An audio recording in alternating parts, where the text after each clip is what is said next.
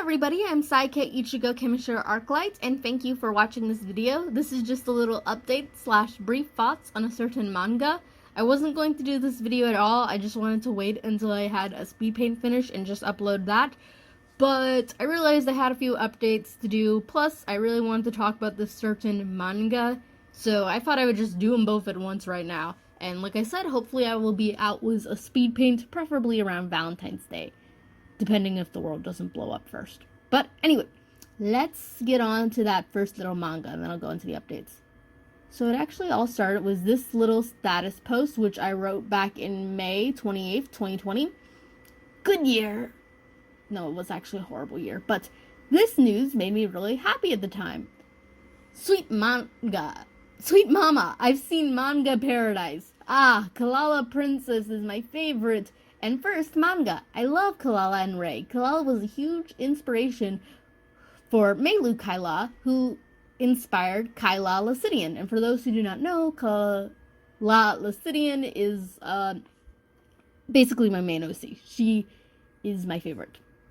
She's all over my banners and stuff. Anyway, moving on. And the fact that KILALA Princess might be coming out with a sequel makes me so happy. I wish it would have stayed like that. Okay, so I found out about this, I don't know, like the status post is written in May. So yeah, I found out about this then, and I was so excited. I was a little bit nervous, but I was, for the most part, so excited because I really, really wanted this to come out.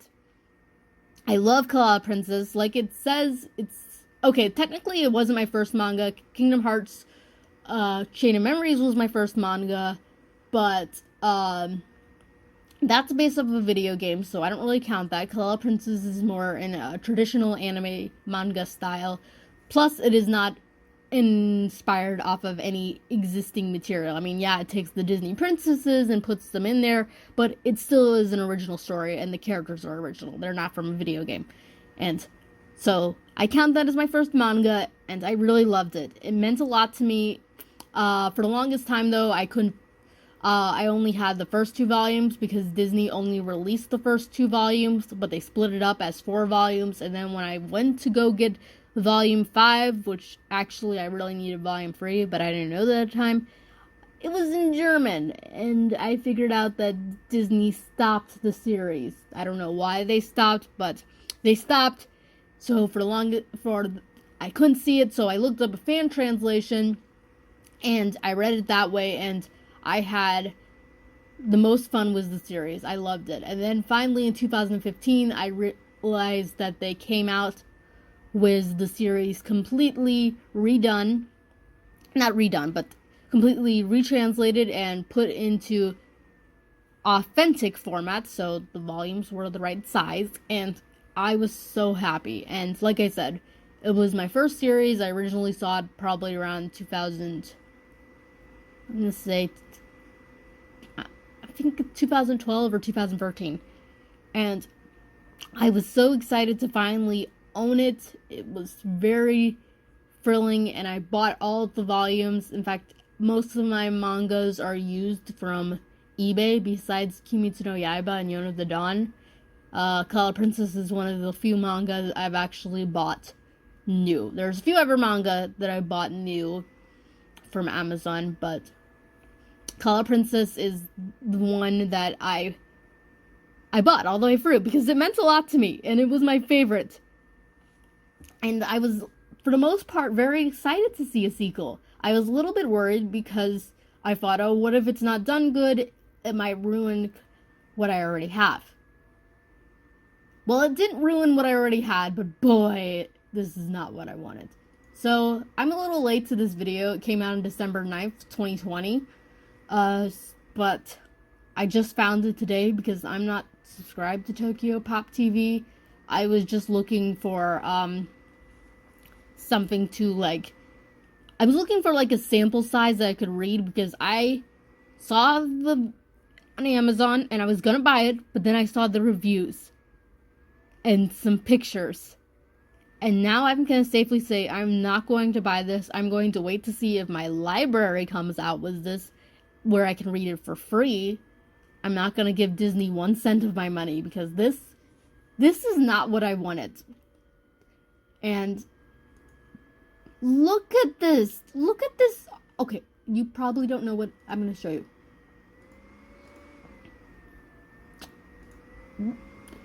This is the original one. You see a slight difference?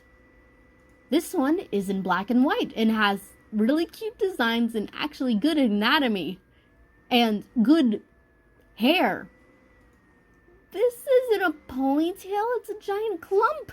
And the hands, I don't want to insult anyone's art style because I'm not there myself, but this is what I had. And this is what they're giving me. Apparently, it says artists are Nao Kadoka and various. So Nao Kadoka was the original artist, but I just think she did the covers, the planning of the covers, and maybe a few keyframes, but this is your trailer. This is supposed to show the best of the manga. Also, it's in color, which I don't really like mangas in color. I like them in black and white. See, this is the cover, and that's not so bad. I mean, it's not quite as great as the original, but it at least is good. But this looks awful. I'm sorry. Again, I don't want to insult, but it was just so much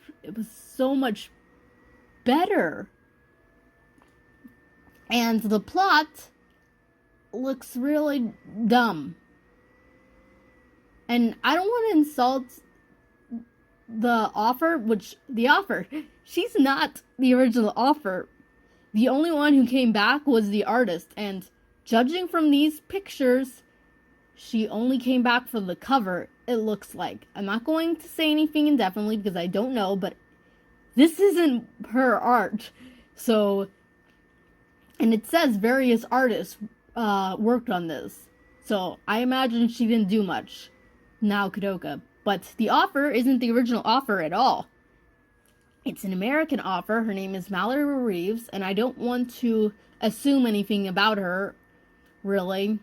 Although I have my guesses of what kind of person she is. But this might have not even been her choice. It might have been totally Disney who did this.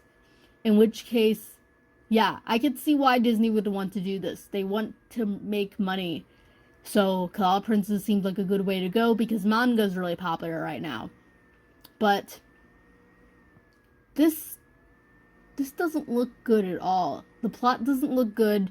It seems like they changed Rei to just some damsel in distress, which I do not like because in the original one, they both saved each other plenty of times, and I don't like that. And the art just looks really bad, and the plot doesn't look like it has that much passion put into it. Again, I don't want to say this because I don't want to assume things about it, but from what I'm seeing, it doesn't even look, it looks like, I don't know what to say about this, but this is not the series I fall in love with, and it just makes me really mad. And if I sound a little harsh, it's because I am. I'm just really mad about this. I was really excited. I was a little worried, but turns out my worries were right. That is not what I wanted for KILALA Princess, and it makes me so mad that they did this. Anyway, on to the updates of my channel. Okay, so first update.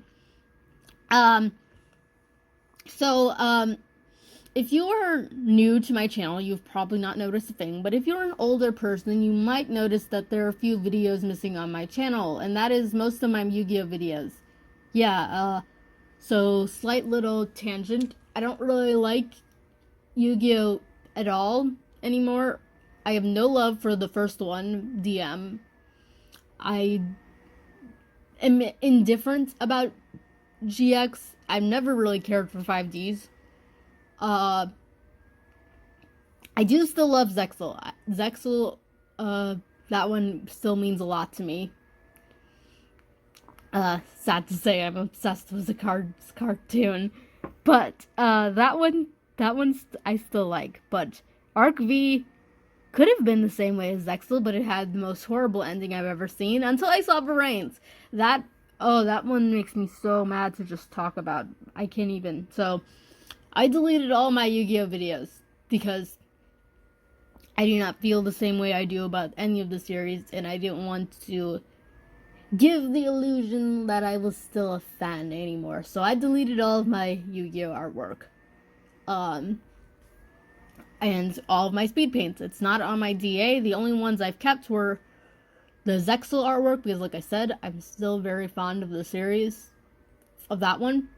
But I got rid of all my Varane's DM 5Ds and GX artwork.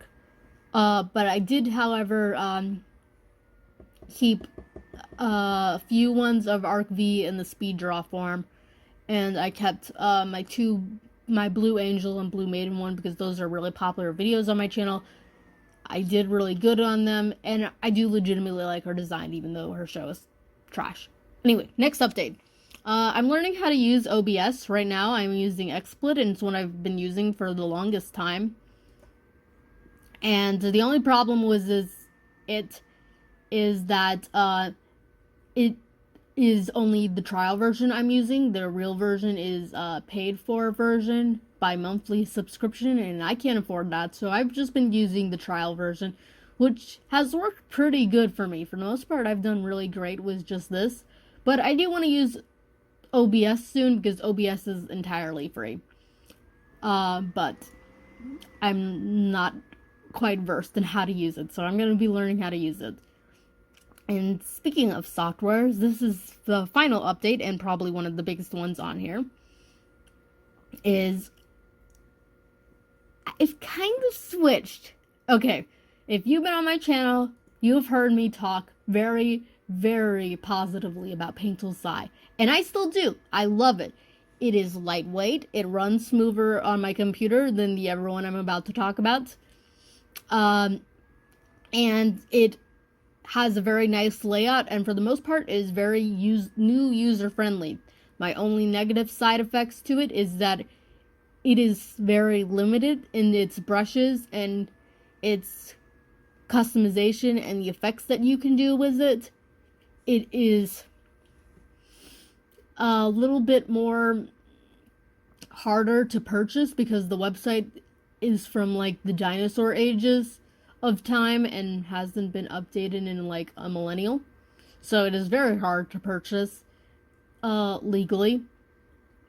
And it sometimes has like a little trouble opening, like it can't open really big files. If the canvas size is too large, like exceeding over a certain amount of size or information, it will not open it at all.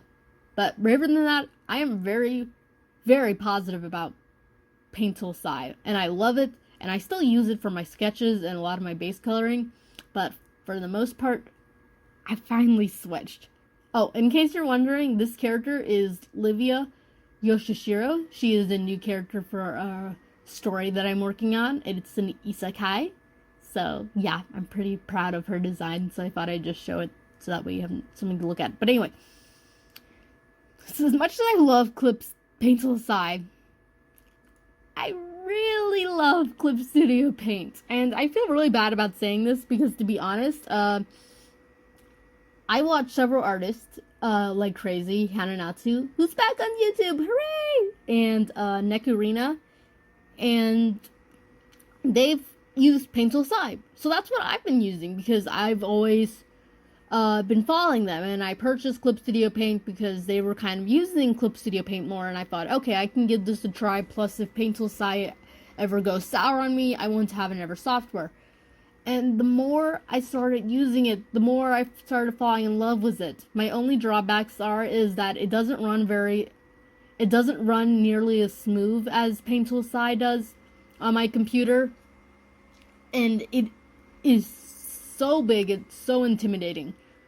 But that's really the only drawbacks. I've only heard one person say that it can't run on her computer, and I do not know what model of the computer she has, because for the most part, I've heard very positive things about it. People have said that it runs very smoothly for them. In fact, they've actually said that they've had problems with Painful Sigh. But for the most part, I've heard it run very smoothly on ever people's stuff. And for the most part, it runs pretty smoothly for me. It just has a few issues of lag here and there.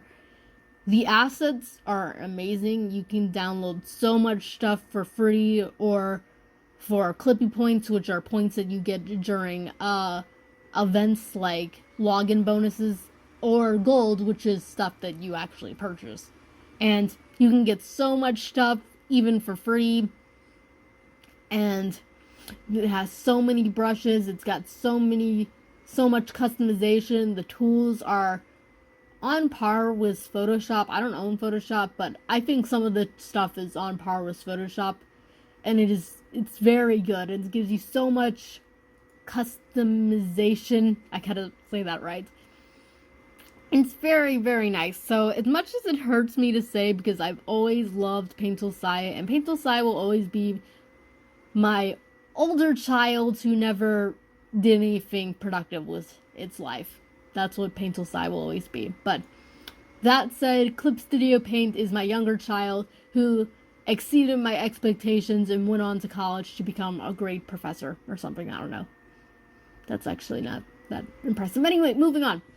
I love Clip Studio Paint now, and I finally learned how to use vector layers. I didn't talk about them much in my video of comparing Painful Sigh and Clip Studio Paint because I legitimately didn't know what they were, so I feel bad about that. But I did say I didn't know much about the softwares in my defense. But I really love vector layers. I've learned fully how to use them. They're a lot like the line art tool in Painful Sigh, but far more superior because you can use any brush on them practically. And it is really, really good. So if you are definitely new to the art world and you don't know which software to get, Painful Sigh is definitely a little bit more easier for people to use. I mean, if you don't have any problems with purchasing it. If you can get past that barrier, Painful Sigh is definitely a little bit more new user friendly, whereas Clip Studio Paint is a little bit more intimidating because there's just so much stuff to it. It can be overwhelming, but that said, I definitely recommend Clip Studio Paint if you're going in for the long haul because there's just so much to it that makes it a really great software. Anyway, so that's pretty much been the update. Half of it's been me just ranting about KILALA Princess. Sorry about that, but that meant a lot to me. So, yeah. Anyway, good day to you all. Be safe, be happy, be healthy.